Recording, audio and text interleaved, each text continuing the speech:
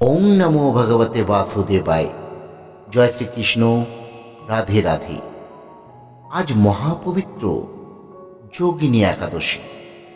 আষাঢ় মাসে কৃষ্ণপক্ষের একাদশী এই যোগিনী একাদশী। ব্রহ্মবৈতর্ব পুরাণ মতে এই একাদশী সর্বপাপ হরণকারী এবং সর্বরোগ নিরাময়কারী। বলা হয়েছে এই একাদশী ব্রত পালন করলে ৮৮,০০০ ব্রাহ্মণকে ভোজন করানো সমান ফল লাভ হয়। তাই আজ হয়তো আপনারা অনেকেই এই একাদশী ব্রত নিষ্ঠা সহকারে পালন করছে। যারা আজ এই ব্রত পালন করছে তাদের কাছে একটি বিশেষ অনুরোধ। আজ কিন্তু শুধু ব্রত পালন করলেই হবে না। আজ ব্রহ্মবৈতর্ব পুরাণে শ্রীকৃষ্ণ যুধিষ্ঠির সংবাদে উল্লিখিত যোগিনী একাদশী ব্রতকথাটি একটি বার হলো অবশ্যই পাঠ বা শ্রবণ করতে হবে। কারণ এই ব্রতকথা আমাদের এই ব্রতের মাহাত্ম্য স্মরণ করিয়ে দেয়। ব্রহ্মবৈতর্ব পুরাণে আরও বলা হয়েছে যে ব্যক্তি এই যোগিনী একাদশীর দিন এই মহাপাপ বিনাশকারী এবং মহাপুণ্যপ্রদায়ী এই যোগিনী একাদশী ব্রতকথা শুধুমাত্র শ্রবণ করে, তাহলে সে খুব তাড়াতাড়ি সর্বপাপ থেকে মুক্ত হয় এবং এই ব্রত পালন পূর্ণতা পায়। আপনারা সকলেই অবগত রয়েছেন, ব্রত পালনের পাশাপাশি ব্রতকথা পাঠ বা শ্রবণ না করলে ব্রত কখনোই পূর্ণতা পায় না। তাই আজ ব্রত পালনের সঙ্গে এই একাদশী ব্রতকথাটি অবশ্যই শ্রবণ করুন, যাতে আপনার এই ব্রত পালন আরও পরিপূর্ণ হয়ে ওঠে। আর যারা নানা ব্যস্ততা, অসুস্থতা বা অন্য কোনো কারণে আজ এই ব্রত পালন করতে পারছেন না, তারা আজ নিষ্ঠা এবং ভক্তি ভরে এই পবিত্র ব্রতকথাটি শুধু শ্রবণ করুন। তার সঙ্গে সঙ্গে ভগবান বিষ্ণুর চরণে নিজের প্রার্থনা ভক্তি ভরে নিবেদন করুন। তাহলে আপনারাও এই ব্রতের পূর্ণ ফল অনেকাংশেই লাভ করতে পারবেন। তাহলে আসুন বন্ধুরা, আমরা এবার আষাঢ় মাসে কৃষ্ণপক্ষের একাদশী যোগিনী একাদশী ব্রতকথা ভক্তি ভরে শ্রবণ করি। জয় শ্রীকৃষ্ণ। রাধে রাধে।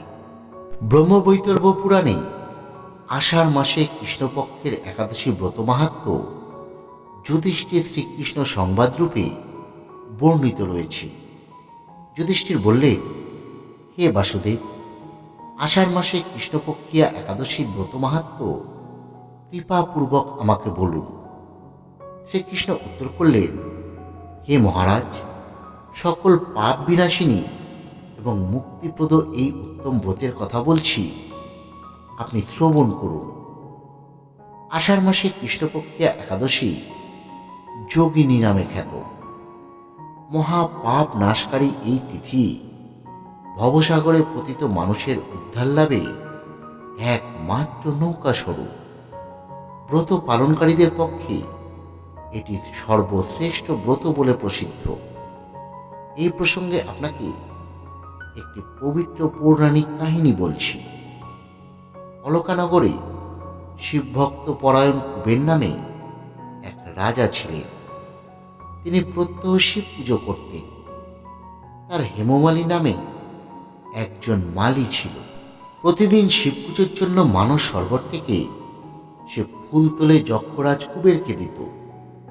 বিশালাক্ষী নামে হেমমালীর এক পরমা রূপবতী পত্নী ছিল। সে তার সুন্দরী পত্নীর প্রতি অত্যন্ত আসক্ত ছিল। একদিন সে তার স্ত্রীর প্রতি কামাসক্ত হয়ে পড়ল। রাজভবনে যাওয়ার কথাও সে ভুলে গেল। বেলা 2 প্রহর অতীত হল। অর্চনের সময় চলে যাচ্ছে দেখে রাজা ক্ষুব্ধ হলেন। মালীর বিলম্বের কারণ অনুসন্ধানে এক দূত প্রেরণ করলেন রাজা। দূত এসে রাজাকে বলল, সে গৃহে স্ত্রীর সঙ্গে আনন্দে মত্ত।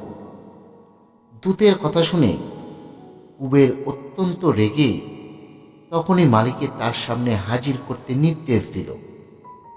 এদিকে মালী কুবেরের পুজোর সময় অতিবাহিত হয়েছে বুঝতে পেরে অত্যন্ত ভীত হয়ে পড়ল। তাই স্নান না করে সে রাজার কাছে উপস্থিত হলো। তাকে দেখামাত্র রাজা ক্রোধবশে চোখ রাঙিয়ে বললেন, রে পাপিষ্ট দুরাচার, তুই দেব পূজার পুষ্প আনতে অবজ্ঞা করছিস, তাই আমি তোকে অভিশাপ দিচ্ছি। তুই শ্বেত কুষ্ঠগ্রস্ত হয়ে যা এবং তোর প্রিয়তমা ভার্যার সাথে তোর চিরবিয়োগ সংগঠিত হোক। রে নীচ, তুই এখনই এই স্থান থেকে ভ্রষ্ট হয়ে অধোগতি লাভ কর। কুবেরের এই অভিশাপে হেমমালী পত্নীর সাথে স্বর্গভ্রষ্ট হয়ে দীর্ঘকাল যাবৎ কুষ্ঠ রোগ ভোগ করতে লাগল। রোগের যন্ত্রণায় দিন অথবা রাত্রে কখনোই সে সুখ পেত না। এভাবে শীত গ্রীষ্মে প্রচণ্ড বেদনায় বহু কষ্টে সে জীবনযাপন করতে লাগল। কিন্তু দীর্ঘদিন মহাদেবের অর্চনের ফুল সংগ্রহের সুখ্যাতির ফলে সে শাপগ্রস্ত হয়েও বৈষ্ণব শ্রেষ্ঠ শিবের বিস্মরণ কখনো হয়নি। একদিন হেমমালী ভ্রমণ করতে করতে হিমালয়ের শ্রী মার্কণ্ড ঋষির আশ্রমে এসে উপস্থিত হল। কুষ্ঠরোগে পীড়িত সপত্নী হেমমালীকে দর্শন করে শ্রী মার্কণ্ড তাকে জিজ্ঞেস করলেন, তুমি কার অভিশাপে এইরকম নিন্দনীয় কুষ্ঠরোগগ্রস্ত হয়েছ? সে উত্তর দিল, হে মুনিবর, রাজা ধনকুবরের আমি ভৃত্য ছিলাম। আমার নাম হেমমালী। আমি প্রত্যহ মানস সরোবর থেকে ফুল তুলে শিব পুজোর জন্য রাজাকে দিতাম। কিন্তু দুর্ভাগ্যক্রমে একদিন স্ত্রীর মনোরঞ্জন হেতু কামাসক্ত হওয়ায় সেই ফুল দিতে বিলম্ব হয়। রাজার অভিশাপে এইরকম দুর্দশাগ্রস্ত আমি হয়েছি। পরোপকারী সাধুগণের স্বাভাবিক কর্ম। হে ঋষি শ্রেষ্ঠ, আমি অত্যন্ত অপরাধী। কৃপা করে আমার প্রতি আপনি প্রসন্ন হন। তখন দয়ার্ত চিত্ত মার্কণ্ড মুনি বললেন, হে মালি, তোমার মঙ্গলের জন্য শুভ ফল প্রদানকারী এক ব্রতের উপদেশ করছি। তুমি আষাঢ় মাসে কৃষ্ণপক্ষে যোগিনী নামক একাদশী ব্রত পালন করো। এই ব্রতের পুণ্য প্রভাবে তুমি অবশ্যই কুষ্ঠব্যাধি থেকে মুক্ত হবে। শ্রীকৃষ্ণ বললেন, ঋষির উপদেশ শ্রবণ করে হেমমালী তাকে প্রণাম জানাল। পরে অত্যন্ত আনন্দে ঋষির আদেশ মতো নিষ্ঠার সঙ্গে যোগিনী একাদশী ব্রত পালন করল। এইভাবে হেমমালী সমস্ত রোগ থেকে মুক্ত হল এবং পত্নীসহ সুখে জীবনযাপন করতে লাগল। হে মহারাজ যুধিষ্ঠির, আমি আপনার কাছে এই ব্রত উপবাসের মহিমা কীর্তন করলাম। এই ব্রত পালনে ৮৮,০০০ ব্রাহ্মণকে ভোজন করানোর সমান ফল লাভ হয়। যে ব্যক্তি এই মহাপাপ বিনাশকারী এবং পুণ্য ফল প্রদায়ী যোগিনী একাদশীর কথা পাঠ বা শ্রবণ করে, সে অচিরেই সর্বপাপ থেকে মুক্ত হবে। প্রিয় ভক্তবৃন্দ, আপনারা এতক্ষণ শ্রবণ করলেন যোগিনী একাদশী ব্রত কথা। ভিডিওটি যদি বিন্দুমাত্র ভালো লেগে থাকে তাহলে অবশ্যই আমাদের এই চ্যানেলটি সাবস্ক্রাইব করুন এবং ভিডিওটি লাইক করে অন্যদের মধ্যে শেয়ার করে দিন। আবার আসবো নতুন একটি ভিডিও নিয়ে। ততক্ষণের জন্য সকলকে বিদায় জানাচ্ছি। ধন্যবাদ। সকলে ভালো থাকবেন।